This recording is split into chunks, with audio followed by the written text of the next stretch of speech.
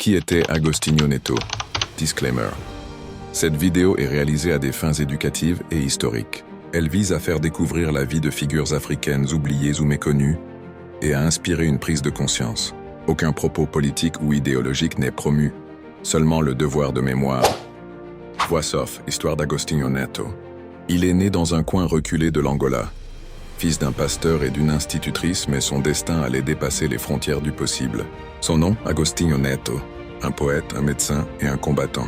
Un homme dont la plume et le fusil servèrent la même cause, libérer son peuple. Dès son plus jeune âge, il comprend que la vraie maladie, ce n'est pas celle des corps, mais celle des sociétés opprimées. Alors, entre deux consultations médicales, il soigne aussi les consciences. Il écrit, il parle, il agit.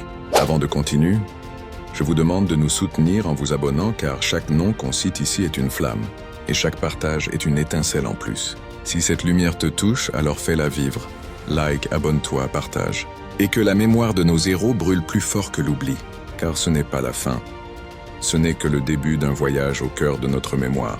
D'autres héros vous attendent sur notre page. Abonnez-vous alors. Il quitte l'Angola pour le Portugal, étudie la médecine et découvre la répression coloniale dans toute sa cruauté. Mais au lieu de fuir, il choisit de se battre à travers ses mots, ses actes et sa voix. La poésie est une arme de combat, dit-il, et il en fera une arme redoutable. De retour en Angola, il devient le leader du MPLA, le mouvement populaire de libération de l'Angola. Arrêté, torturé, exilé, mais jamais brisé.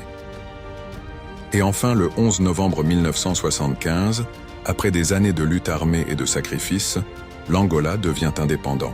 Et Neto devient le premier président d'un Angola libre.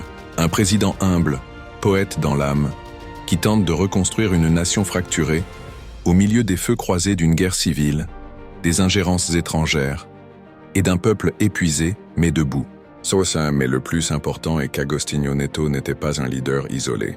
Il faisait partie d'un réseau panafricain puissant, uni autour d'une même vision. Agostinho Neto et Amilcar Cabral étaient proches idéologiquement et stratégiquement. Tous deux étaient issus d'une élite intellectuelle africaine formée au Portugal, et tous deux prônaient une lutte de libération radicale contre le colonialisme portugais. Neto et Samora Machel, chef du Frélimo, avaient des relations fraternelles et une alliance politique forte. Tous deux luttaient contre le colonialisme portugais et ont souvent coordonné leurs mouvements, avec l'appui des mêmes pays, Cuba, URSS. Julius Nyerere, leader panafricain et président de la Tanzanie, a offert un soutien logistique et diplomatique à plusieurs mouvements de libération, dont le MPLA de Neto. Nyerere et Neto partageaient des